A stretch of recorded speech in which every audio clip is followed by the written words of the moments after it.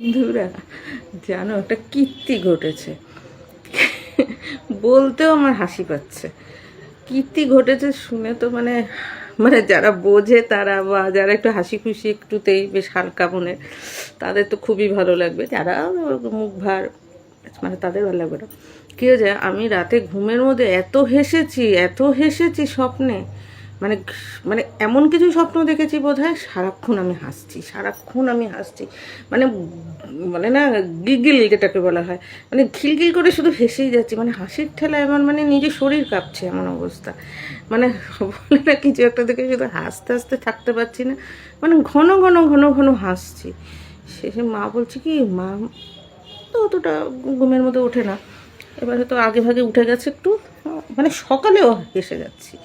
হ্যাঁ, ঘুমের মধ্যে মানে কী রে হাসিস কেন? মানে করে হেসেই যাচ্ছে, মানে স্বপ্নেও হাসছে আর নিজেই আমি বুঝতে পারছি যে আমি হাসছি। আবার মানে একটু ওই হয় না মানুষের, যে আমি হাসছি, এটা নাকি কাজ, মানে একটু অস্বস্তি হয় না স্বপ্নের মধ্যে, সেই জিনিসটা।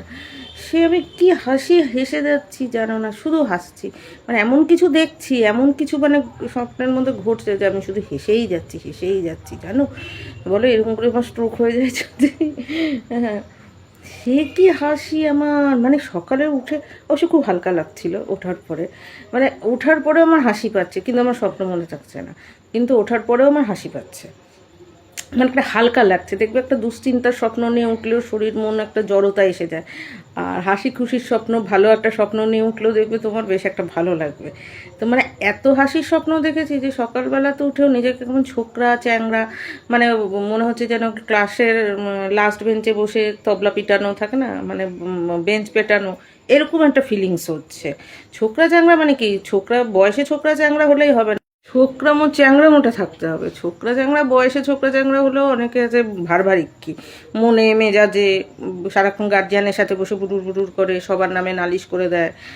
ভাই বোন বলো, তারপরে কে কার সাথে প্রেম করছে, ভাই কে, মানে বড়দের সাথে বসে বসে বড়দের আলোচনা করে।